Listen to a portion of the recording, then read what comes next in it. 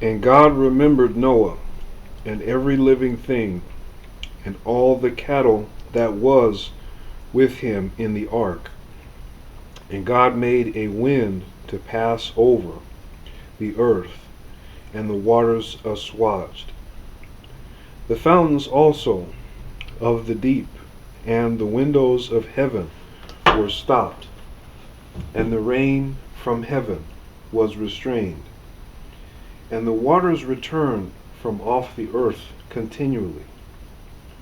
And after the end of the 150 days, the waters were abated. And the ark rested in the 7th month, on the 17th day of the month, upon the mountains of Ararat.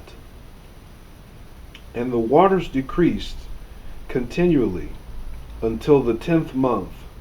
In the 10th month, on the 1st day of the month, were the tops of the mountains seen. And it came to pass at the end of 40 days that Noah opened the window of the ark which he had made. And he sent forth a raven, which went forth to and fro, until the waters were dried up from off the earth. Also he sent forth a dove from him, to see if the waters were abated from off the face of the ground. But the dove found no rest for the sole of her foot, and she returned unto him into the ark, for the waters were on the face of the whole earth. Then he put forth his hand, and took her, and pulled her in unto him into the ark. And he stayed yet another 7 days, and again he sent forth the dove out of the ark. And the dove came in to him in the evening, and lo, in her mouth was an olive leaf plucked off. So Noah knew that the waters were abated from off the earth.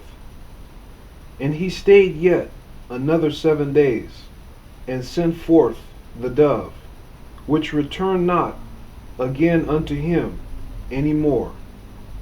And it came to pass in the 601st year, in the 1st month, the 1st day of the month, the waters were dried up from off the earth. And Noah removed the covering of the ark, and looked, and behold, the face of the ground was dry. And in the 2nd month, on the 27th day of the month, was the earth dried.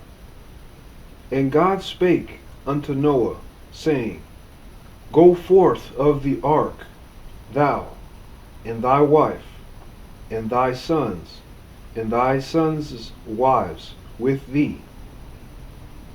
Bring forth with thee every living thing that is with thee, of all flesh, both of fowl, and of cattle, and of every creeping thing that creepeth upon the earth, that they may breed abundantly in the earth, and be fruitful, and multiply upon the earth.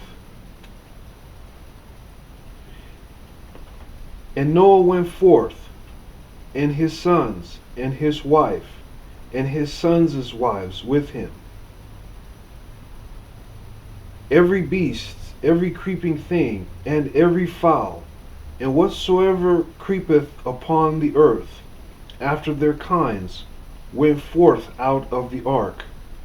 And Noah builded an altar unto the Lord, and took of every clean beast, and of every clean fowl, and offered burnt offerings on the altar. And the Lord smelled a sweet savor. And the Lord said in his heart, I will not again curse the ground any more for man's sake. For the imagination of man's heart is evil from his youth.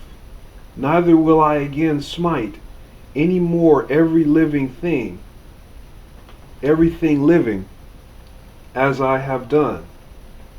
While the earth remaineth, seed time and harvest, and cold and heat, and summer and winter, and day and night shall not cease.